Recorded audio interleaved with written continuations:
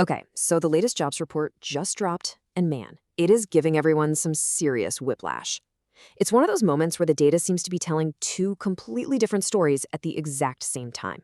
On one hand, the numbers for this January looked absolutely fantastic. The U.S. economy has supposedly added 130,000 jobs, just crushing expectations. But buried in that very same report, the Bureau of Labor Statistics quietly admitted that the job market in 2025 was basically a mirage, wiping out nearly 900,000 jobs from the record in one massive revision. So, what is the real story here? I mean, which is it? Are we in a hiring boom that's defying all the odds, or are we just waking up from a year of phantom job growth? Let's unpack it.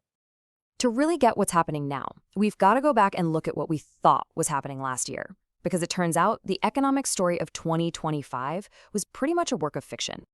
See, all through last year, the official line was, slow and steady growth. The data was telling us the economy had added a pretty solid 584,000 total jobs.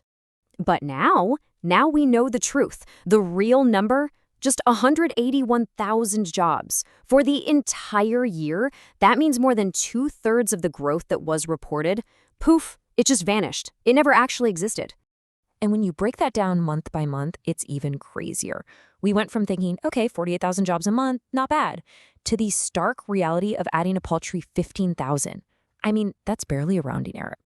And that 15,000 number is so important. Why? Well, economists figure we need to add at least 70,000 jobs every single month just to keep up with population growth. So for all of 2025, the job market wasn't growing at all. It was actually just treading water. So how in the world did the official numbers get it so wrong? Well, the main culprit is this statistical tool they use called the birth-death model. Sounds kind of dramatic, right? It's basically an algorithm that tries to guess, and I mean guess, how many jobs are being created by new businesses and lost when businesses fail. And in 2025, it just went completely haywire. It kept overcounting all these new businesses it thought were starting up while totally missing this massive spike in corporate bankruptcies, which, by the way, hit a 14-year high. And this table, wow, it really puts the sheer scale of that error into perspective. Just look at that March 2025 number, revised down by almost 900,000 jobs, an average monthly growth of only 15,000. This wasn't some tiny correction, folks. This was a complete rewrite of the entire economic story for the year. All right, so if 2025 was basically a year of ghost jobs, how do we explain that super strong January report? Right? If hiring was so weak last year, where did all these new jobs suddenly pop up from?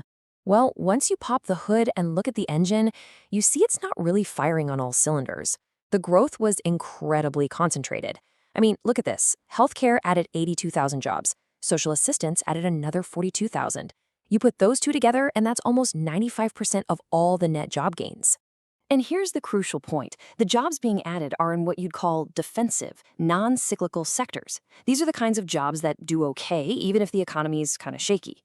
But meanwhile, the sectors that are really sensitive to high interest rates, like finance, they're actually shedding jobs. Even the federal government is cutting back. It's a classic K-shaped market. One part goes up, while the other part goes down. So what this really tells us is that this isn't some broad, booming hiring spree. Not at all. Outside of a couple of very specific areas, private corporate hiring is pretty much frozen solid.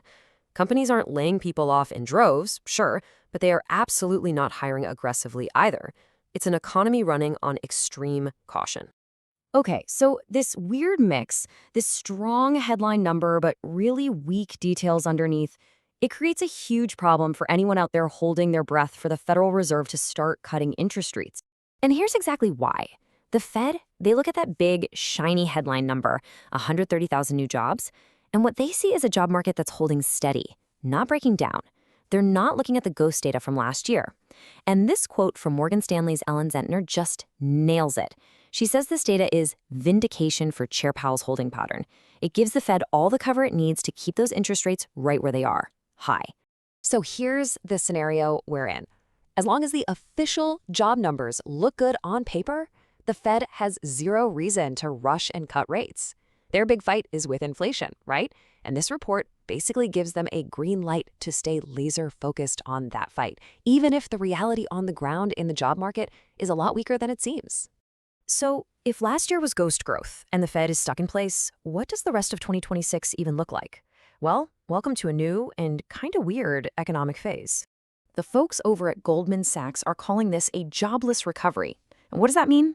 It's a situation where the overall economy, the GDP, is actually growing, but that growth just doesn't create more jobs. It's a real paradox.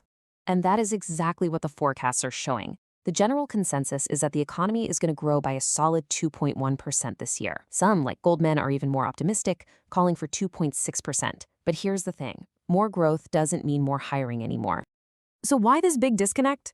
Well, there are three big reasons. First, corporations are scrambling to use AI and automation to boost their productivity without having to add more people to the payroll. Second, the actual number of job openings out there just keeps trending down.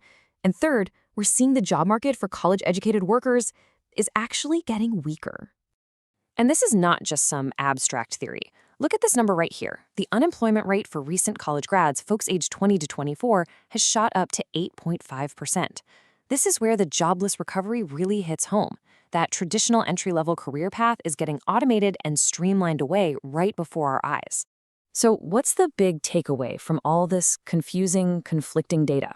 It's that the rules of the game are changing and fast.